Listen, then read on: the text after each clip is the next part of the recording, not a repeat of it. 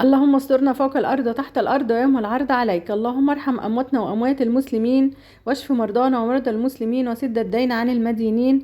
اللهم ارزق كل مشتاق للذرية الصالحة عاجلا وليس آجل. اللهم لا تجعلنا من الذين ضل سعيهم في الحياة الدنيا وهم يحسبون أنهم يحسنون صنعا. ازيكم حبايبي؟ عاملين ايه؟ يا رب تكونوا في أتم صحة وفي أحسن حال. النهاردة روتين جديد كده، يا رب اكون ضيفة خفيفة عليكم.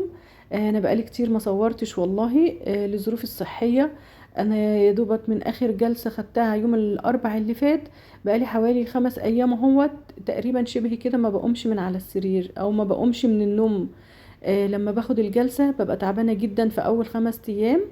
يا دوبك شميت نفس النهاردة اهوت، قلت اصور لكم فيديو واشوف حالي بقى واشوف بيتي بصراحة، وعيالي اللي مظلومين معايا دولت.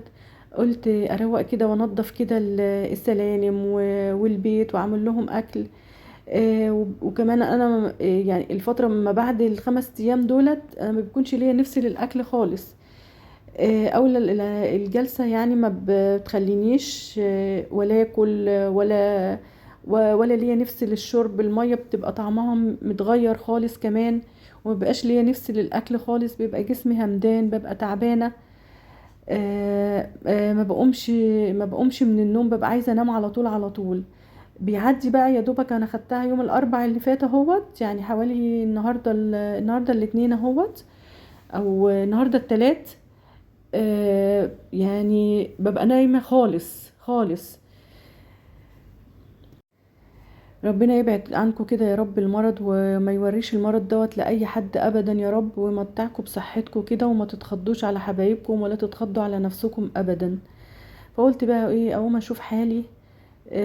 زي ما انتوا شايفين كده بقى، شلت كده ونفضت كده السجاد وكنست.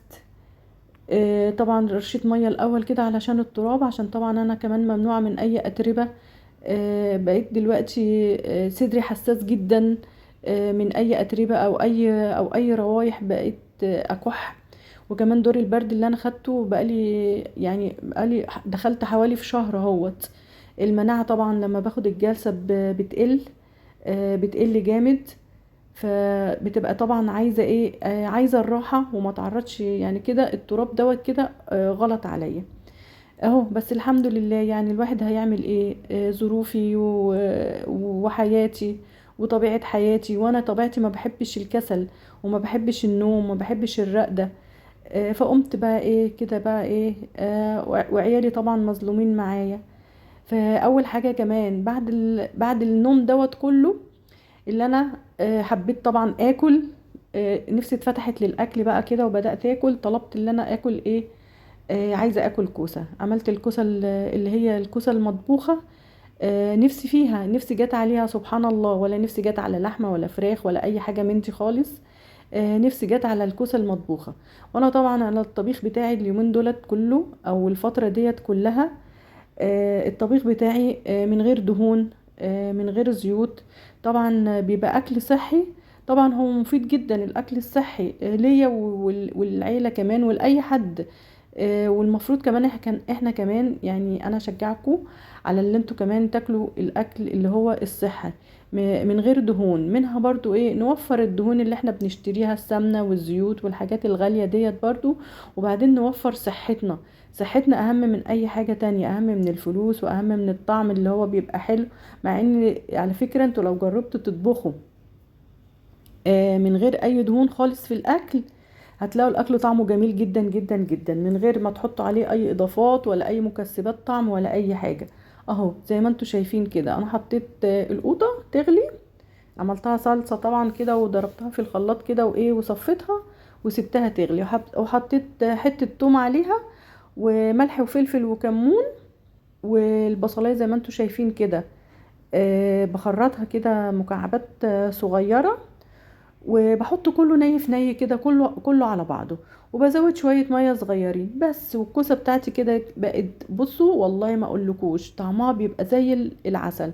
ومن غير بقى ما تحطوا عليها اللي هي مكسبات الطعم ديت، اللي هي مرق الدجاج، ولا من غير فراخ ومن غير لحمه ومن غير اي حاجه خالص. انا نفسي جت عليها كده يا جماعه. يعني سبحان الله. شفتوا البني ادم بقى اللي بيكون نفسه مسدودة عن الاكل خالص، ورافض الاكل ورافض الشرب واي حاجة، نفسي جت عليها سبحان الله سبحان الله، وكانت زي العسل. وعملت جنبيها حبة رز كمان، رز ابيض. الرز طبعا ما استخدمتش فيه زيوت كتير، حطيت فيه معلقة زيت واحدة بس تقريبا كده، شبه مسلوق بس. وعملت البتنجان المخلل دوت زي ما انتم شايفين، اللي هو بتنجان مسلوق. والدقة بتاعته بقى الثوم والخل والليمون والفلفل، ولو عايزين برضو تحطوا عليه فلفل حامي كده، بيبقى طعمه زي العسل، زي الفل كده. واكل صحي من غير دهون ومن غير زيوت ولا اي حاجة خالص. اهو طبعا انا سلقت البتنجان دوت، وسبته في المصفى كده يصفى من المية خالص، وبعد كده ايه خللته. اهو شايفين الكوسة عاملة ازاي، سبتها تاخد غلوتين كده وما سويتهاش قوي، لان انتوا عارفين الكوسة بتستوي بسرعة وبيبقى طعمها ايه،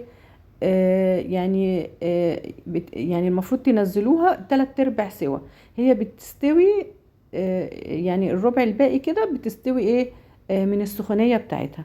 بس ما خدتش وقت خالص معايا اهو زي ما انتوا شايفين، وغرفت الاكل والله كان طعمه، كان اكل زي السكر.